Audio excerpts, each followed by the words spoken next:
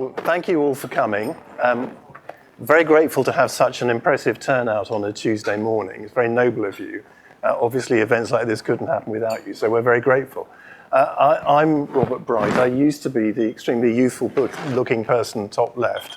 That photograph is slightly misleading. But you're not here to listen to me. You're here to be treated to talks by each of the three people sitting with me.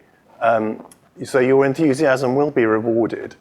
They are three of the contributing editors to Carver on Charterparties. And I've known all of them for a long time, and so can attest to their deep knowledge on the topics that you're going to hear them speaking about today. I was briefly an editor of Carver myself, but my efforts were so paltry in comparison to theirs that I ran off in shame and took another job instead. Our first speaker today is going to be Stephen Hofmeyr, who is one of the genuine heavyweight silks in the shipping world, who will be known to all of you. And his topic is going to be concerned, I think, principally with a case that he dealt with at every level, the polar, dealing with fundamentally questions not confined to charter parties, but about the construction of contracts and about the allocation of risks. So I'll leave you in his hands. Thank you, Robert, very much indeed. Good morning. Thank you so much for coming. The topic for my talk, which is really going to be focusing on the polar, is when are war risks not war risks? On 30th of October 2010, so now 15 years ago, the polar was seized by Somali pirates whilst transiting a designated high-risk area in the Gulf of Aden off the northeast coast of Africa. She was on a voyage from St. Petersburg to Singapore, laden with a cargo of fuel oil. The vessel was held captive for 10 months before being released on the 26th of August 2011, following the payment of a ransom of 7.7 million US dollars by the owners. Most of the cargo was intact, and it was eventually delivered at Singapore in October 2011, so a year after loading. A general average was declared. That general average requires parties to apportion extraordinary expenses incurred for the preservation of a ship and cargo. So general average was declared by the ship owner, and in due course, the adjusters concluded that nearly 6 million was due to the ship owner from the cargo interests. And the most significant part of the claim was the 7.7 million ransom.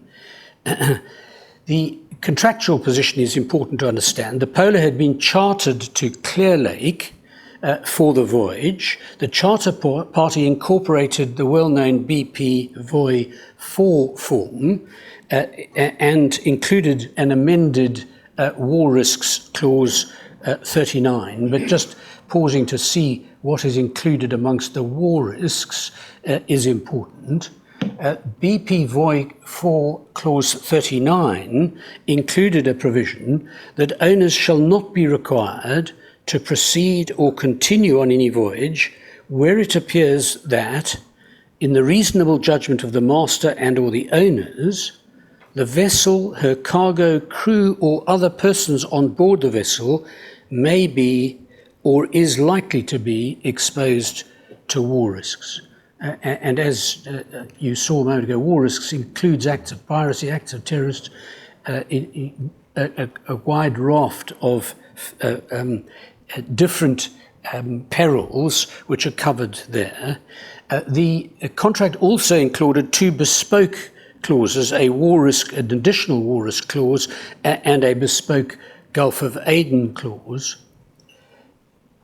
Contractual regime, we've seen the charter party also issued with 6 bills of lading, recording the shipment at St. Petersburg of a total of about 70,000 metric tons of fuel oil for carriage to Singapore for orders. Gunvor were lawful holders of the Bill of Lading and were the owners and the eventual receivers of the entire cargo. The Bills of Lading incorporated the Clear Lake Voyage Charter Party, and Clear Lake was Gunvor's chartering arm, so there was a relationship there. The direct route, as you saw from the second slide, for the voyage was via Suez and required that the vessel go through what is designated as a high-risk area in the Gulf of Aden, which was well known at the time for the risk of piratical attack and seizure for ransom. Before the tanker entered the high-risk area, the ship owner purchased 2 additional insurances to enable it to transit the Gulf of Aden. First, it purchased bespoke kidnap and ransom insurance cover up to a limit of $5 million for a single voyage not exceeding 14 days. And the K&R insurance contained a statement by the underwriters waive rights of subrogation. The second additional insurance taken out by the owners was that they paid their own hull and machinery and war risks policy had an exclusion for certain areas, and the high-risk area was one of those, so they had to pay an additional insurance in order to cover the vessel's transit through the excluded high-risk area. And under the charter party, the additional premiums were payable by the charterers. Well, cargo interests argued that they were not liable for general average because they said on a true construction of the bills of lading, the ship owner's only remedy was to recover the ransom payment from the underwriters who had provided the additional insurance. They argued that the incorporated terms of the charter party into the bill of lading contained an insurance code which required the ship owners to look solely to the underwriters who'd provided the additional insurance and which prevented the ship owners from seeking a contribution in general average. Well, in the Supreme Court, 4 issues arose for decision. First, did the charter party on its true construction create an insurance code where the losses were to be recovered solely from insurers? Second, were the relevant clauses from the charter party incorporated into the bills of lading? Third, if so, did the bills of lading implicitly create an insurance fund in the bill of lading contract where losses were recovered solely from insurers? And then fourth, but only if necessary, the question of manipulation, whether the words in the charter party should be manipulated so that the word charterers read holders of the bills of lading. And in its judgment, the Supreme Court devoted most of its attention to the first issue. It held that the charter party, on its true construction, did not create an insurance code whereby the losses were to be recovered solely from the underwriters subscribing to the additional insurances. And in the remaining few minutes, I'm going to devote my attention to one aspect of that first the answer they gave to the first question. A central plank in the Supreme Court's analysis was its conclusion that, having agreed to the voyage, the ship owner could not legitimately have invoked War Risks Clause 39 to refuse to transit the Gulf of Aden. It reached a conclusion, paragraph 62 is the important one in the judgment, on the ground that, against the background of the specially agreed contractual regime for the known piracy risks of transiting the Gulf of Aden, it would not have been open to the ship owners to contend that such risks were war risks for the purposes of Clause 39. Having agreed the vessel's route and the terms upon which the Gulf of Aden would be transited, neither the ship owner nor the master could then turn around and say that they had changed their mind and were no longer willing to take on the known risk of transiting the Gulf of Aden on the terms agreed. If different war risks materialized in the Gulf of Aden, or if there was a change in the nature of the piracy risk, or a change in its degree sufficient to make it qualitatively different, then it may be that Clause 39 could be relied upon, but not if there was no change in the risk. In the present case, there is no suggestion or finding that piracy changed at any time from that known and contemplated at the time that the Charter was agreed. Amongst the practical lessons to be learned from the Supreme Court's decisions are these. The first one, that the words in a charter which give a master or the shipowner an apparently unqualified right to refuse to proceed on a voyage where it appears that the vessel may be exposed to defined war risks may be beguilingly deceptive. What the words actually mean, it seems, is that the master and shipowner is only entitled to refuse to proceed on a voyage if the risks of doing so are more extensive than they were at the date of the Charter. And the second lesson is, as a consequence of the first, is that the master and the shipowner are placed now in a real practical difficulty of needing to determine, often in a hurry and on the basis of inadequate and sketchy information, when there is a sufficient change in the nature or degree of risk. In the heat of the moment, for a master or owners, that may be a very tough call. So the takeaway is the phrase war risks in a charter may not always mean war risks. Thank you.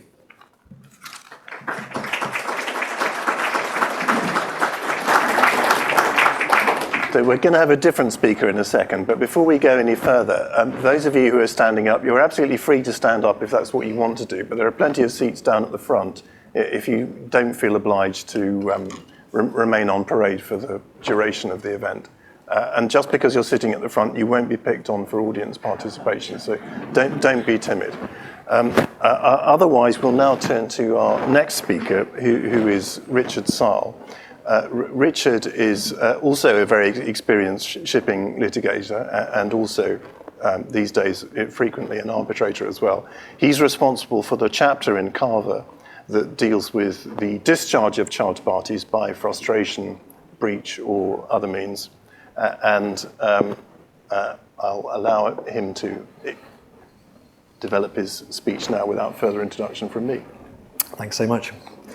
Well, the theme of my presentation is the blocking and trapping of ships in the law of carriage of goods by sea. And it's fair to say that blocking and trapping of ships has a very long history. In the Banbury, that's a very well-known test case, Mr. Justice Staunton said he had been referred to cases from the 7 Years' War, the American Revolution, the Napoleonic Wars, the Siege of Paris in 1870, the war between Turkey and Greece in 1912, the First World War, the Spanish Civil War, and the Second World War. And you'll be very pleased to know that I won't be referring to decisions from all of those wars this morning. But in the last 60 years, there have been 3 major episodes of blocking and trapping of ships. The first was in 1967. That was a 6-day war between Israel and Egypt, in which 15 ships were trapped in the Suez Canal, and they remained there for 8 years, so-called Yellow Fleet, yellow because they got covered with sand. In the Iran-Iraq War, which started in 1980, again, 60 ships were trapped in the Shatt al-Arab waterway, and they too remained there for 8 years, the duration of the Iran-Iraq War. And then in the Ukraine War, which started in 2022, about 70 ships were trapped at Ukrainian ports. More were trapped at Russian ports. And they've been there for, well, many got out, as I'll explain, but those that were trapped, I understand many are still at Russian ports or at ports that are close to the front line. So just focusing on the Ukraine, the key dates are as follows. Russia invaded Ukraine on the early morning of 24th of February 2022. And the following day, 25th of February, there was an order by the Ukraine government for ports to stop work. And that coincided with navigational warnings, NAVTEX warnings, about the threat of mines in the Black Sea. Efforts were then made to allow ships carrying grain cargoes to depart, and many ships carrying grain cargoes did leave as from 1st of August 2022. Ships carrying non-grain cargoes, though, had to remain. By September 2023, more ships carrying non-grain cargoes were able to leave. And as I say, some ships have nonetheless remained at Russian Sea of Azov ports and also at Ukrainian ports close to the front line. There are strong similarities between the situation in the Ukraine and the one in the Iran-Iraq war. But what about the differences? Well, it seems that Russia's invasion of the Ukraine took many by surprise in the shipping market, just as it took the world by surprise. And I don't need to explain to this audience how war risks insurance underwriters are able to cancel war risks policies on 7 days' notice, imposing a higher premium for ships going into a new war risks area. But in the case of the Shatt al-Arab closure, the underwriters provided their 7 days' notice cancellation in good time for a party to decide whether or not to go into those ports on the Shatt al-Arab. In the case of Ukraine, however, the situation was rather different. On the 17th of February, underwriters gave their notice. On the 24th of February, Russia invaded, and many ships were already at the ports in the Black Sea by the time that the cancellation notice was given and the additional war risk premium was applied. So I think in actual fact, the insurers got 2 days of additional war risks premium by the time that the ships effectively couldn't leave. And we'll come back in a little while to see how the fact that the invasion was to some extent unexpected plays out in the legal sphere, specifically with regard to safe port warranties. So there are 3 particular points I'd like to focus on. The first is, well, when does frustration intervene in these sorts of cases? The second is, well, in what circumstances will the frustration be self-induced so that the party claiming frustration, typically a charterer, can't rely upon it? And then the third one is, how does one treat services that are provided by the ship owner after frustration has intervened? Because often there'll be cargo on board the ships after the contracts have been frustrated. How could the ship owner get compensation for the services that it has provided? So just going to the first of those. This is an issue of particular importance where the contract is a time charter party, because of course in the context of a time charter, the risk of delay will ordinarily be on the charterers. It'll be they who will have to pay higher for as long as the charter party is subsisting. And depending on the terms of the charter party, it's typically they, the charterers, that'll have to pay for any additional war risks premium by reason of the vessel having gone into a high-risk area. And that explains why a time charterer will, in the case of blocking and trapping, be so keen to say, actually, the charter's been frustrated, we're no longer obliged to pay. And it also explains why the owner will be so keen to say, that's not the case. No, you, the charterer, have got to carry on paying higher and paying the additional war risk premium covering the ship. The test of frustration will be very well known to you. As per Davis Contractors and Fareham, you need to ask whether the circumstances in which performance is called for has become radically different from the one contemplated by the contract. And in the case of frustration by delay, that can occur in one of 2 ways. Either the delay can be indefinite, so as one shipbroker said in one of the First World War cases concerning requisitioning of ships, it was as if it was goodbye to them. The delay has become indefinite. And then the other situation is where the expected delay it is so long to make the performance of the contract radically different. So you have a sense of how long the delay is going to last. You might be comparing it with the unexpired period of the charter party. You can see that it's so long, that expected delay, that the circumstances have become radically different. And in the case of the Shatt al-Arab blocking, there are a number of cases which examine precisely when frustration did intervene.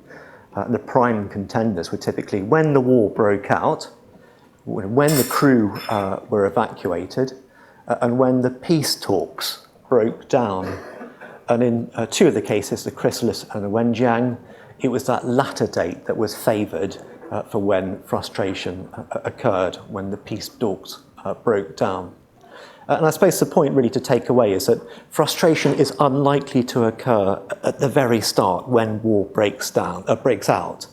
Instead, there'll always be a period of just needing for the dust to settle before you can tell whether or not there'll be frustration of the contract. Nevertheless, it's also remarked in the authorities that commercial people don't expect to be left in suspense. So when you're considering the question, when has frustration intervened, it's very much a day-by-day thing. You're looking, well, is it now that the delay is indefinite or is so prolonged as to go to the root of the contract? And it might not be very long. It might just be a couple of weeks. So I've looked at the question of when will frustration intervene. But even if there is a frustrating delay in prospect, there'll nevertheless be no discharge of the contract if the frustration has been self-induced.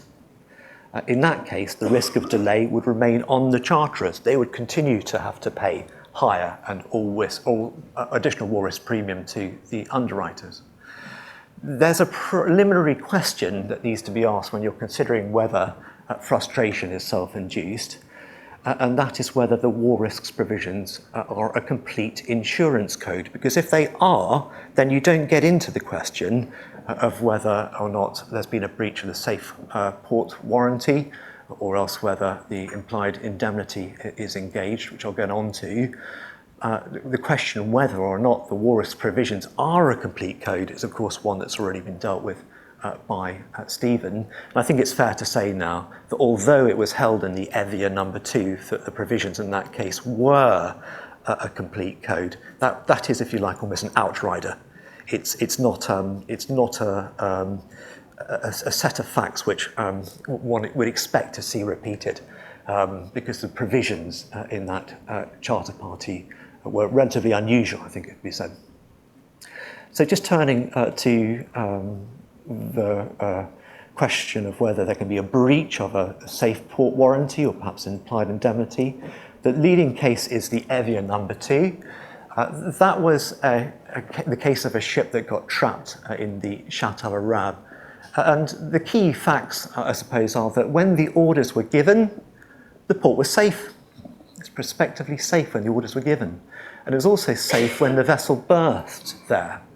But it became dangerous by the time that the vessel could depart. The day that the vessel completed discharging, the port was unsafe because war had on that day broken out. The commercial court, Mr. Justice Robert Goff, held that the well-known test in the Eastern City for unsafe port was fulfilled. That the ship could not safely leave the port. And you can see that decision is very much in the spirit of the Eastern City, at least how it was then understood. But the House of Lords disagreed. The key plank in the decision of Mr. Justice Robert Goff, that there was an absolute continuing warranty inherent in the safe port clause, was considered to be a heresy. So that such prominent judges as Mr. Robert Goff and indeed Lord Denning in the Court of Appeal had got it fundamentally wrong. Instead, it was considered to be a primary obligation to nominate a port that was safe at the time that the order was given, and then a secondary obligation that if the port should become unsafe, because of some unexpected occurrence, then at least a time charterer would be obliged to give a fresh order. If the ship was already at the port, it might be required to order the vessel to depart the port. But that would only be the case if it was possible to give that fresh order. And in the case of the Evier, it simply wasn't. By the time she'd finished discharging, she could not leave safely. So if you now transpose that to the Ukraine war, you can see that there are likely to be a number of similarities. Many of these ships were at the port, discharging, loading at the time when war broke out. As I said earlier, it was relatively unexpected. And it may simply be the case that the secondary obligation that was perceived and laid down in the Evier No. 2 just couldn't apply. It was not possible for these ships to safely depart, not least because, as I said, on the 25th of February, there were reports of the Black Sea being mined. What about the implied indemnity? I think that's something which could come to the fore as a way of getting around the decision of the Evier and about unsafe ports.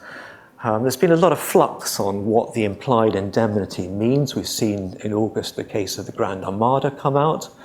Might the implied indemnity help? Well, I'll just direct you to a paragraph in the decision of Lord Justice Longmore in the Ocean Victory, where, so that's the Court of Appeal decision, not the Supreme Court decision, but the Court of Appeal decision, where he said, well, charterers only are on the hook for the prospective safety of ports at a time when they give their orders. That's an allocation of risk. And you might not therefore expect the implied indemnity to cut across that allocation of risk. So we're just having a look at that. That might be an answer to cases or arguments about the implied indemnity applying. Up against it a bit on time, I want to just comment on the question, who pays for services after frustration? And that can, of course, be important because if frustration has occurred, well, the cargo may still be on board the ship. Can the owners get back any money for looking after that cargo? If so, from whom, and also how? In the costs, it's a decision of the Supreme Court concerned with the withdrawal of a ship for non-payment of hire, Lord Sumption suggested that his analysis there would be the same if a charter party had come to an end due to frustration. You'll recall that in the costs, there were two devices that were suggested as being ones that could be used to get monies back from charterers for looking after a cargo at the end of a contract. One was the implied indemnity and the other was bailment. But the trouble with relying upon an implied indemnity to get monies back from a charterer if a ship owner has been looking after a cargo is the 1943 Act, the Law Reform Frustrated Contracts Act, which just guillotines claims in contract after the time when frustration has intervened. So it seems to me that what Lord Sumption has said in the cost about the potential applicability of the implied indemnity is open to doubt, if I can put it that way. How else might you try to recover monies from a charterer if you've been incurring expense in looking after a cargo? Well, there's bailment, but you may just find that the charterer never bailed the cargo to the ship owner, only a shipper. The shipper did, it's different. Or else you might, and this is just to put this one out there, Notara and Henderson, the rule that a ship owner just has this non-contractual duty to look after cargo. If you go back to Notara and Henderson, the 1871 case, it's clear that the party who must compensate the ship owner if he's incurred expense in looking after cargo and preserving cargo is actually the cargo owner, not the charterer, but the cargo owner. How might you go after the cargo owner for costs that have been expended in preserving cargo? Well, it's clear from a very old case again, Hingston and Went, that there'll be a lien at common law if you've, as a ship owner, expended monies in preserving a cargo. And that's why you find the word in average bonds, special charges. If you've incurred these special charges in preserving cargo, you have a lien that allows you to ask for an average bond. And in doing so, you don't have to worry about the fact that you might invalidate your lien by asking for too much, because the average bond will just commit the giver of the average bond to pay whatever amount of special charges is properly and legally due. And that also avoids an inquiry as to who owned the cargo at the relevant time, because the average bond will simply commit the giver to pay whatever special charges are due, whoever was the owner at the relevant time. So much is clear, but nevertheless some tests are vague, or else they require evaluation. The length of time necessary for frustration is frankly pretty vague, but it's interesting just how rarely that comes before a court. Whether a primary or secondary obligation has been breached under a safe port warranty, explain the tests there. There'll often be factual issues at play as to whether or not they'll be breached. Effectively implied indemnity, can that help out? I've directed you to the Ocean Victory. It's in flux a bit, that area of the law. And again, the types of expense recoverable after frustration. I didn't touch on precisely which types of expense might be recoverable. Maybe we'll come back to that in questions. I hope that's been a useful tour through this area of the law. And it's time now for me to hand over. Thanks so much.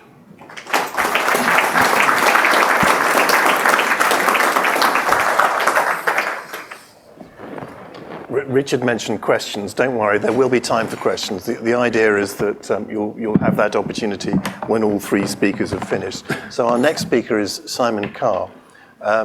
Simon, also a well-known shipping practitioner, but active in other fields as well.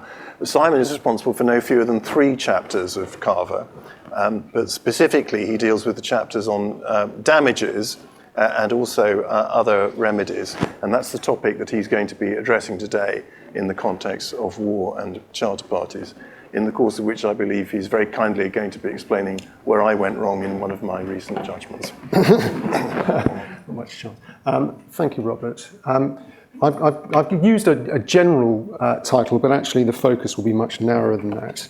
The question I want to consider this morning has been prompted by 2 recent shipping decisions that show that in different ways the availability of damages for the difference in market value is as topical as ever. The 2 cases are Amaropa, Court of Appeal, and Hapag-Lloyd and Skyros, a decision of our learned chairman. One of the overarching questions raised by Skyros in particular is whether the principle of remoteness operates only as a cap on damages, or whether it operates more broadly like a knowledge-based lens, filtering out certain facts from the damages assessment, and in some scenarios, even allowing the claimant to recover for a notional market loss, which may be greater than his actual loss if he suffered any loss at all. I won't dwell too much on the detail of these slides. They're for consumption possibly afterwards, for ease of reference. First, the authority for this broader approach to remoteness is to be found in a series of cases concerning the carriage or sale of goods involving either non-delivery, damage, or delayed delivery. In each case, there's a rebuttable presumption that the recoverable damages should be based on the market value of the goods at the date of due delivery. Now, we all know that remoteness principles will commonly prevent the recovery of net profits under onward sale contracts, which are much higher than the difference in the market value of goods. But what if, under the terms of the onward sale contract, the claimant's actual loss is less than the market differential? Now, 2 sale of goods cases at Court of Appeal level, Slater and Hoyle and Bent's Graphics, illustrate that the claimant's ability to recover for notional market loss based on diminution in value, whereas actual loss is lower, will depend fundamentally on remoteness.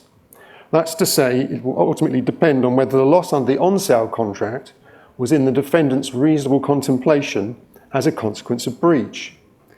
So looking first at non-delivery, the first notable case, Rhoda Canacci, concerned non-delivery. The charterer's cargo was lost by the vessel. It had been sold before shipment for less than it would have been worth on the market at its destination had it safely arrived. Held by the Court of Appeal, the sale contract was just as irrelevant on grounds of remoteness as it would have been if the goods had been sold for more than the market price. Otherwise, in the words of Lord Esher, it would be very unjust. That's to say, remoteness cuts both ways. Rhoda Kanachi, as I've set out on the slide, was strongly approved in the sale of goods context, non-delivery, by the House of Lords in a case called Williams and Aegis. In that case, the rule in Rhoda Kanachi was described as regularly and repeatedly followed ever since the case had been decided.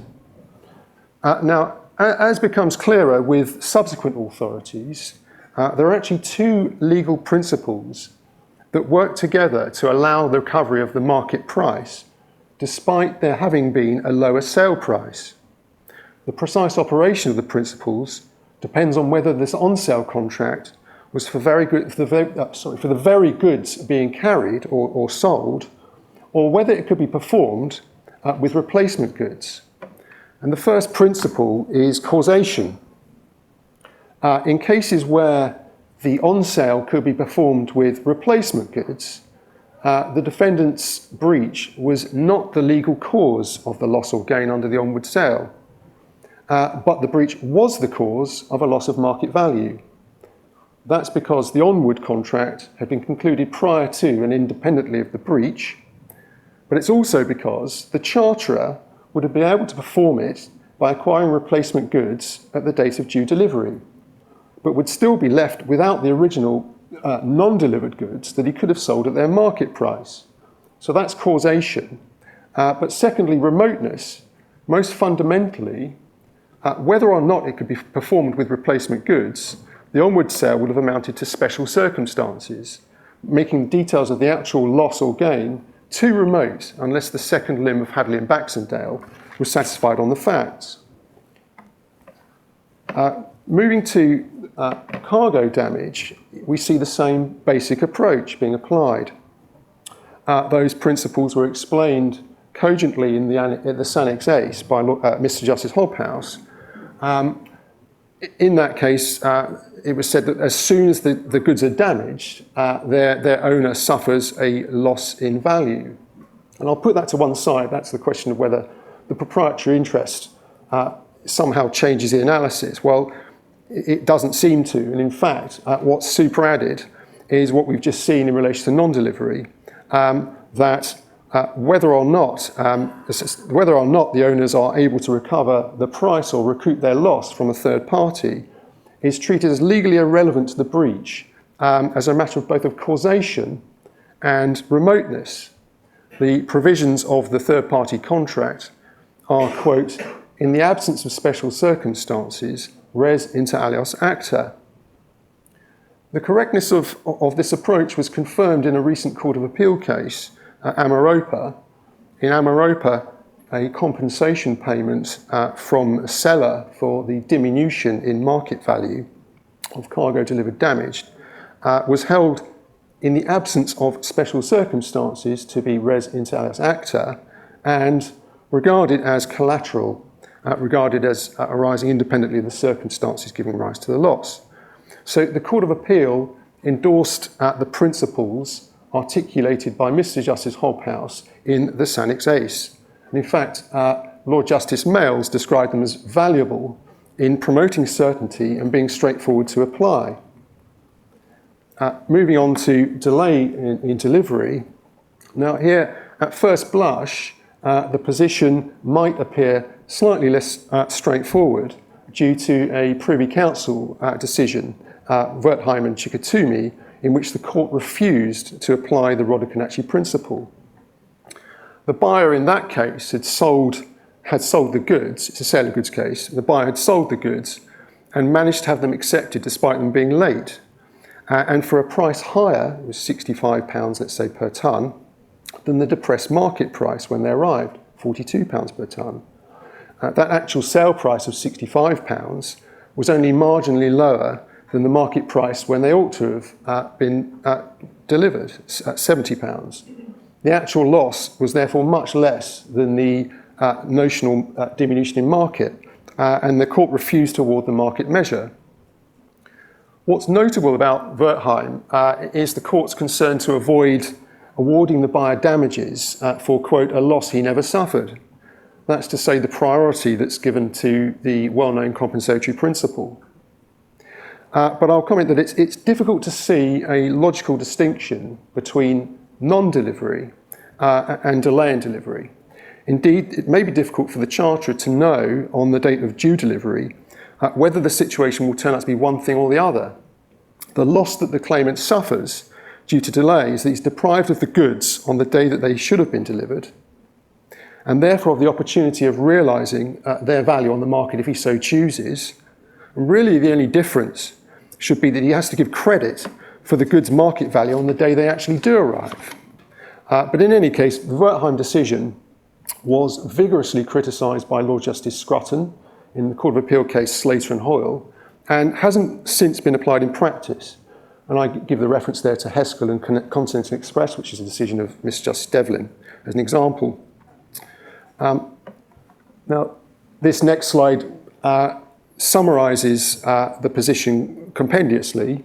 I've set out some important judicial statements at first instance and from Court of Appeal, which are at pains to point out that there's nothing offensive about a claimant recovering for a notional loss where remoteness excludes from consideration the special circumstances responsible for the actual loss being lower. And here, a simple table to set up the outcome, and you'll see that in most cases, there's been no issue with recoverability of notional market-based damages, despite the actual loss being lower. But moving on to claims by the vessel for detention and delay, I'm going to focus on time charters, and I'm going to jump over the topic of recoverability of particularly lucrative profits under follow-on charters, which was the subject matter of the Achilleus. I'll just comment that, of course, if in the Achilleus the follow-on charter had been for a rate substantially less than the market rate, the argument would have been that the owner shouldn't recover the market rate differential because its actual loss was less, and that given that the follow-on charter was not too remote, and that's pretty clear, damages should be limited accordingly. But I want to say a few words about the more interesting situation that arose in the Skyros case. It was a case in which, prior to breach, the vessel had been sold and would not and could not have been put to profitable use by the owners, even if she'd been redelivered on time. On a simple but-for basis, the owners had suffered no loss of market hire at all. And the owners claimed the conventional market measure of damages for the overrun, but the charterers argued they shouldn't be entitled to recover anything beyond hire where they'd suffered no loss. A number of arguments were advanced by owners unsuccessfully in support of their claim. Quantum merit, negotiating damages, user damages, and finally, remoteness or res inter alias acta. The judgment records that on remoteness, on the Section 69 appeal, the focus was very much on what's described as a throwaway remark by Lord Hofmeyr in the Achilleus about the market regarding owners' arrangements for the vessel as res inter alias acta. Now that was quite wide of the mark because there was no issue in the Achilleus about remoteness operating to allow recovery for more than the actual loss, quite the contrary. And so Lord Hofmeyr had nothing to say about such a scenario. Now, an important factor in distinguishing Skyros from most of the sale or carriage of goods cases that I've mentioned so far, with the exception of Bent's Graphics, is that the sale transaction for the vessel could obviously only be performed with the particular vessel. Therefore, at least as a matter of causation, the sale was prima facie central to the assessment of any loss caused by the charterer's breach when the charter was concluded. So causation was satisfied. On the learned judge's reasoning, that was fatal to the remoteness argument because in the case of sale of specific goods, there was no need, in his view, to go any further and consider whether the onward contract was within reasonable contemplation at the time when the charter was concluded. So in other words, on that approach, causation sufficed. Now, the matter's been appealed, and it'd be interesting to see how the Court of Appeal addresses the issue against the backdrop of the goods cases. In the meantime, I just want to look at a few of the points relied upon by the learned judge. First, he says that it didn't follow from the use of remoteness to prevent the claimant from increasing his claim above the market measure, that it should prevent the defendant from relying on the onward measure to reduce the claim where his actual loss is less. He described this as involving a false equivalence and the two situations as being mirror images. Now, as to this, the rationale behind the principle in Rodekanacci is, of course, that it's said to be just, on the basis that what's good for the goose should be good for the gander. And just because remoteness usually operates as a limit, there's no reason to prevent it from working in the opposite direction. But in any case, the principle is well established by the Rodekanacci line of cases, and that includes at House of Lords level in the non-delivery context in Williams and Aegis. Next, the judge says remoteness doesn't create a right to damages that wouldn't otherwise be recoverable because there'd been no actual loss. Or as to this, you might ask rhetorically, well, and with reference to the Rodekanacci principle, does it make a difference whether the claimant has suffered a loss much smaller than the market measure or no loss at all? And the judge concludes that the res inter alios acta doctrine has nothing to do with the case, since that's usually about collateral benefits.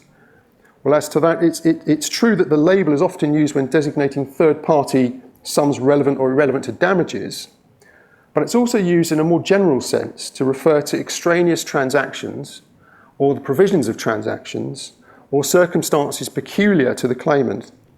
And in any case, we're less interested in the label than the substance and the questions of causation and remoteness. But most fundamentally, the judge holds that the requirement of remoteness doesn't arise in the case of third-party contracts concerning specific goods. Now, as to that, it seems counterintuitive that knowledge of an onward contract should be key when the contract could be fulfilled with replacement goods, similar to those being shipped or sold, but not where its subject matter is more narrowly prescribed. And it's a little surprise, therefore, that cases like Hall and Pym, Louis Dreyfus and Reliance Trading and Bentz indicate that remoteness is critical in such a situation, even in the sale of goods context. But all that said, there may be another fundamental issue which may or may not be satisfactorily determined by reference to remoteness. The judge appears to allude to it when he says that in a but-for sense, the MOAs were relevant in a narrative sense to the damages claim. Now, the point may be this: that unlike marketable goods, the claim for damages for late redelivery is one for general loss of use. In the first instance, the burden's on the ship owner to prove that but for the breach, the vessel would have been put to profitable use. There are many cases in contract and tort addressing questions of loss of use, and some interesting dicta concerning situations where the facts may entail that there would have been no profitable use but for the detention caused by the breach of duty. Now, when it comes to the question whether the vessel would have been put to use, a threshold question of fact arises, which may, but doesn't necessarily involve consideration of the terms of a particular contract. The question is, would the vessel simply have been employed? The answer is, simply as a matter of fact, well, no, because there'd been a disposal of the vessel. So why, one might ask, should this engage questions of remoteness any more than if the vessel had been booked for some inspection that would have taken out the service or been held up by ice or an embargo? No doubt the Court of Appeal will let us know in due course.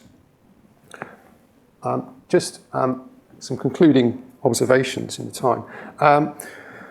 I'll echo the observation made in Amaropa that the conventional principle is salutary in promoting certainty and being simple to apply. And there doesn't seem to be anything inherently exceptionable about the compensatory principle being subject not only to the limiting effect of remoteness, but the enabling effect of remoteness. After all, as has been pointed out a number of times, not only does this appear even-handed, the award of damages doesn't generally provide a complete or exact indemnity in any event. So with apologies for the density, thank you for listening.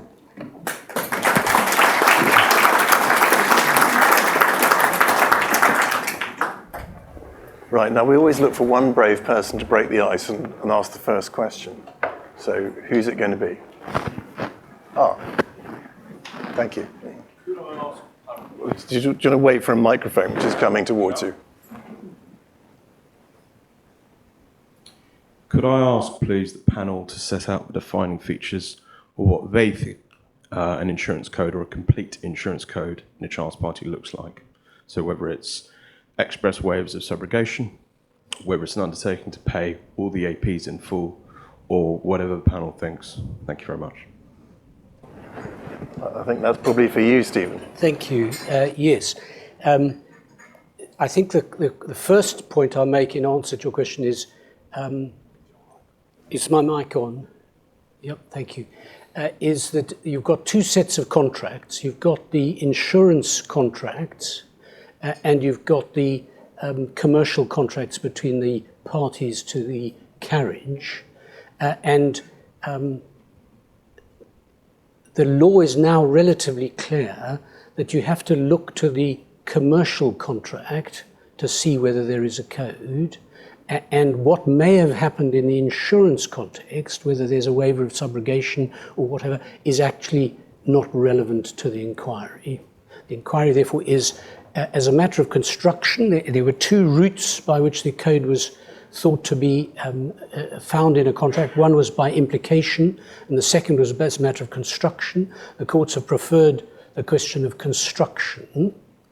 And now, where we've got to in the context of carriage contracts, is the remaining guidance is to be found in the Evia number 2. And you've got to look for those sorts of features.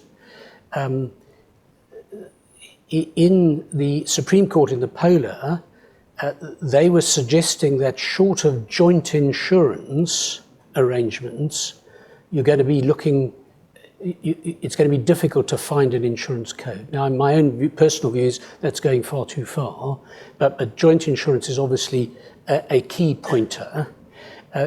Who is liable to pay the premiums is another key pointer. And in the carriage context, it is whether and to what extent the ship owner does have a right of veto of going to an area which he considers to be subject to war risks. And whereas the standard clause is 39 in BP Voy, we get almost the same terms in Con War, in Voy War, in Gen Con, in Bold Time. They're all very similar. Although war risks are there defined, when you come to the carve-out, war risks are risks which of a different kind and nature to those which were in existence at the time the contract was concluded. And that's the key, in my view, the change of emphasis the Polar has brought into this area, that there's got to be a change of circumstances. I hope I've answered your question in relation to the indicii, but you've got to look much more, you've got to look much harder now than you did before the Polar. The Evia seemed to be relatively clear, but you've now got to look harder than that. Right, who's next? Don't be shy.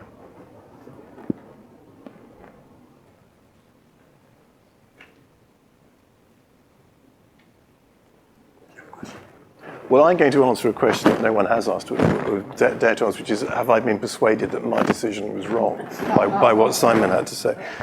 To which the answer is no, but you have to bear in mind that the role of a judge is different from that of someone like Simon. Simon has the luxury of looking at this sort of question in the abstract and attempting to work out what the correct answer is. I don't have that privilege.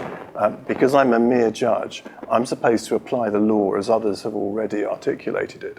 And that means, particularly as a first instance judge, where there's a welter of Court of Appeal cases, many of them not entirely consistent, you have to work out as best you can what they can be reduced to, so as to at least achieve maximum consistency between them, or apparent consistency. Which is what I strive to do, putting aside, without even considering, what I think objectively the correct answer would be from first principles. You have to discard all of that kind of intellectual vanity. But what the correct answer is, I frankly have no idea. All I can say is that I gave permission to appeal because the conflict between these many Court of Appeal decisions is something that has troubled and frankly annoyed me for a long period of time. It seems ridiculous that we still don't know what the answer is. Someone will give us the answer, at least unless and until the Supreme Court decide they want to have a look at it sometime next year. We don't know when. Can I, just from a point of view of an arbitrator, because as you know, I sit quite a lot as an arbitrator, I would echo entirely what Robert has said. In 9 cases out of 10, there is a relatively simple answer and the law is relatively clear. It's in that one case where the position is very arguable, and I often see my function as an arbitrator as to laying the groundwork, putting all the facts in place, putting the arguments in place, so that people who are cleverer than me in due course can come to the right conclusion at a higher level of appeal.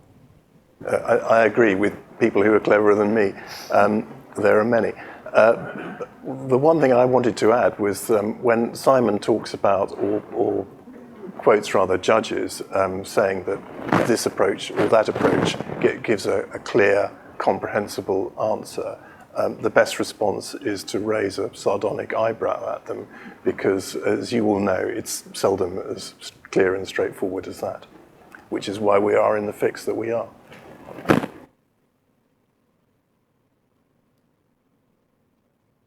you all more interested in going back to the bacon roll? Well, if so, then thank you very much for coming along. I hope that we've managed to entertain you and possibly aid your digestion of everything you've consumed so far. As I said before, we couldn't have events like this without you coming along, so very grateful to you for coming. In an ideal world, spending an hour talking about war and the complications of war would be irrelevant and not something that any of us would ever need to think about. Unfortunately, in the world that we in fact live in, it looks as though it's going to become only more relevant over the immediately foreseeable future. So I hope you've gained something from it. I feel certain that you will have. Thank you.